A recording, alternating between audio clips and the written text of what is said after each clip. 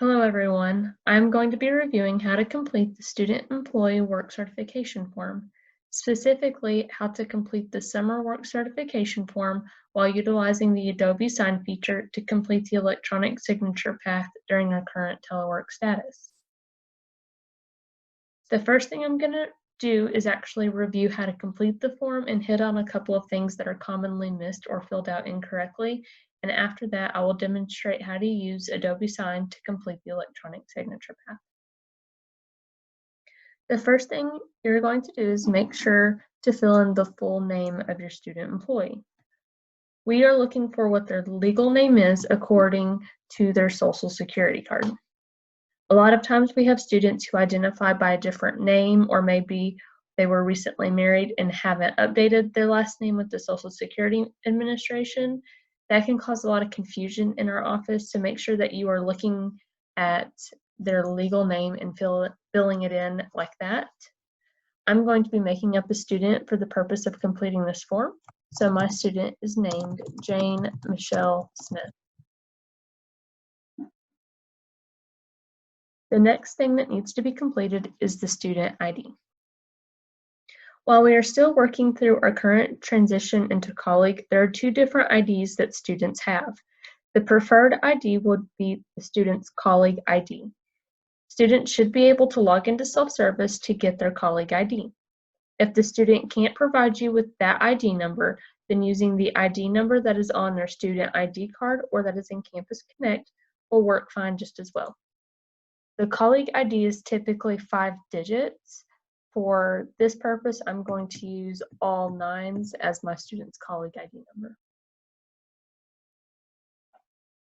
Next, we're going to look at the gray box and complete this section.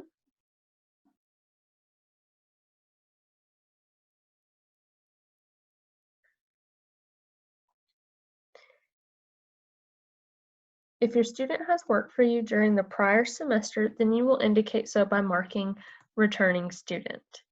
You will see that there's a secondary question below that. Has the student's address or bank account changed? We typically would ask this question of each student when they're turning in paperwork in our office.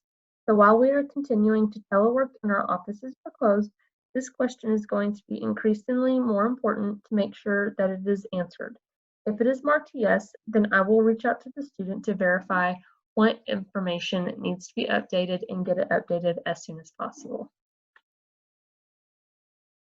If you're hiring a student worker who has never worked for Southeastern before or has taken more than a semester off from working for Southeastern, then you will need to mark new student employee. If you are going to hire a new student employee during our telework, then please make sure to send me an email as soon as you can so that I can get with you and your student and get you the information on how to complete the payroll sign-up paperwork and have it submitted to HR. Since our offices are closed, we will not be able to complete those payroll signups in office as we typically would. Doing it via telework will take a little bit longer for it to process, but we will do everything we can to make the process as easy and seamless as possible. To complete this part of the form, we will need to input the new employee's first day of work. Please remember that all of the payroll sign-up paperwork has to be completed and submitted to HR prior to the student starting work. I'm going to use 5/18/2020 since that is the first day of our summer semester. If you're hiring a new student employee, please note there are some additional questions that you and your student will need to pay attention to below the date. These are all steps for you to verify the documents needed for the payroll sign-up for your new student employee. The first document needed is the original Social Security card. If your employee doesn't have their original Social Security card, then they can apply for a new one with their local Social Security office. During COVID-19, most of the offices are closed to the public, but you can still visit ssa.gov. This is the Social Security Administration website.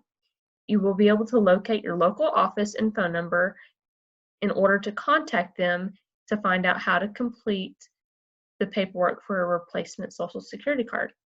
Some states will allow you to apply for a replacement card online, There are a select few that have not opted to allow that. Oklahoma is currently listed as one of the states that you cannot do that. Some of our bordering states, Texas, Arkansas, those do allow it. So if your student is from Oklahoma, they may have to do something different for the Social Security office.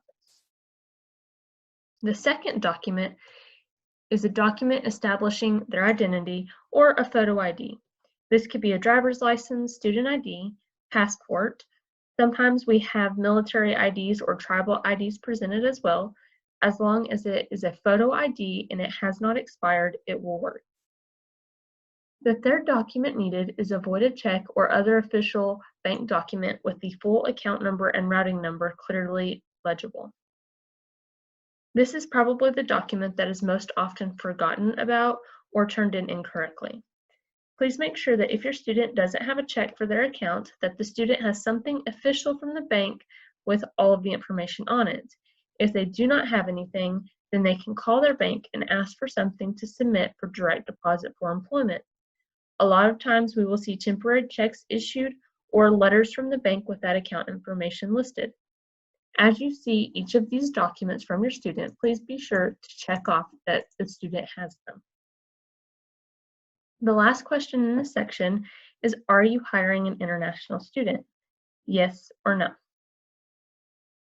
If you are hiring an international student, there are some additional documents that will need to be submitted. And they're listed right here where I'm highlighting in blue. They will need to have their US visa, foreign passport, their most recent I-94, and their I-20. Typically, the international students are very good about knowing where these documents are and have them readily available. These documents listed would be in addition to the voided check and Social Security card. Since we do have to see their passport, that will work for their photo ID. The next thing that you will need to complete on the form is the student position job description. This doesn't have to be super detailed. We're just looking for a very brief and good synopsis of what the duties would entail. Please make sure that you're utilizing the second line in case you run out of room on the first, because it doesn't auto-adjust the font size. So if you run out of room, it will take away what you have typed. I'm just going to fill in.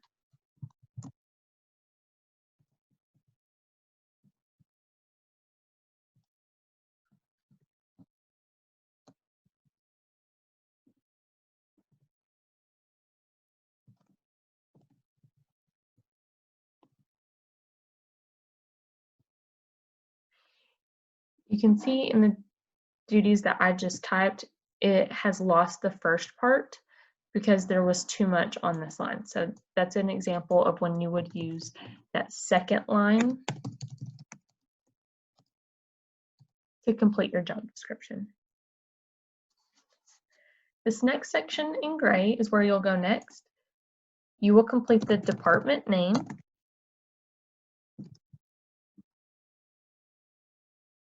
next, you're going to fill in the hourly rate. If you plan to pay your student more than $7.25 per hour, then you will need to email me at jmoore@se.edu and ask me to send you the Skilled Student Wage Increase form and guidelines to have completed and submitted with the work certification form. This is the form that we use to route for approval to pay over $7.25, and we will need to have all of the documents submitted together in order for it to all be approved at the same time. Please remember you cannot pay your student over $7.25 unless this has been approved. Next, you will complete the departmental account number that your student should be paid from. This is the 20-digit colleague account number. Just to review, the colleague account numbers do not have letters in them. We previously had A, B, and C accounts, but we no longer have the account numbers that contain letters. If you don't know what your account number is, please contact your budget manager, department supervisor, or even the finance office, and they should be able to provide you with that information. The end of the account number ends in the state object code. Okay, so for regular work, you will use 51161. and for work study 511162. I also have that on the form in case you forget which one is which. For our form today, I'm using work study, so I can show you how to route the form to work study later on.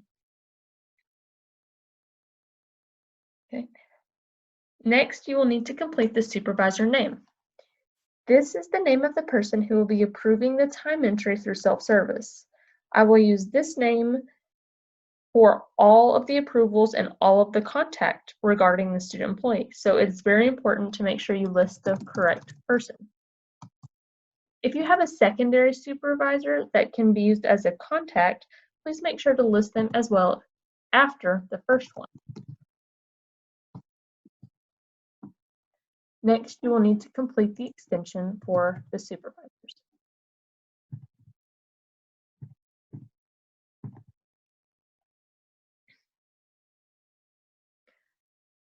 Next, you will fill in a checkbox. Is your student regular work? Is your student work study? Okay, we are using a work study student. The second options are if you want to switch your student from regular work to work study or to switch them from work study to regular work during the middle of a semester, you will have to complete a new work certification and check the appropriate box with the date of the change to be listed. Okay, if I don't have the form, then I will not know to make the change. Next, we're going to look at the yellow box. You will select from the three options which best applies to your student. Student employees are considered students first, and in order to be a student employee, they must be enrolled. So if your student is able to take a summer class that is productive towards their degree plan, they must be enrolled in a class to work over the summer. If that is your student, you will check the first box. If your student is not enrolled in any summer classes because there are no offerings for the student for the summer semester productive towards their degree plan, the student would need to be pre-enrolled for the fall semester and have a completed FAFSA on file. The student will also need to make sure to attach the fall schedule, and you would check the second box. The third box states the student was enrolled in the prior spring semester and graduated. The student will stop working before the first day of summer classes. For this summer, summer classes start, I believe, on May 11th or 12th, and the summer work award does not start until May 18th. So the third option, the third box here, should not be checked. Okay, and as you'll see, you must have either the summer class schedule attached or the fall class schedule attached. To attach that document to your work certification form, you will click the small triangle on the left side of the form. You will click the page thumbnails, which is the two pages overlapping each other. That will give you a brief view of all of the document or all the pages within your document. You can right-click and hit Insert Page from File. As long as the class schedule is saved on your computer somewhere, you should be able to access it and upload it easily. Now, in the yellow box, you will need to make sure to put the year 20 next to summer 2020. If your student is a work study student employee, then financial aid will have to sign off on the bottom here. Financial aid will also need to enter the work award here. At this point, this is where you would typically print the form and sign it and bring it to our office. Since our offices are closed, we will be using the Adobe Sign feature to complete this process. If you scroll over to the left or to the right side where your tools are, you will see Adobe Sign. You will be redirected to a page that says Get Documents Signed Fast with Adobe Sign. There will be a section that says Signers and a box where you can add recipient emails. The first email will need to go to your student employee. For me, I have Jane Smith. That's my student. The next person who needs to sign is the supervisor. I'm going to utilize my secondary supervisor just to show you how this will work. The third signature would be if you have a work study student, you would need to send it to financial aid. If your student worker is not work study, then you do not need to send it to financial aid. The final signature on the document should be myself, Jennifer Moore, jmoore@se.edu. Once you have verified that all of the email addresses are correctly listed and in the correct order, you will scroll to the bottom and hit the blue button stating Specify where to sign. It will take it just a minute to upload the document and read it.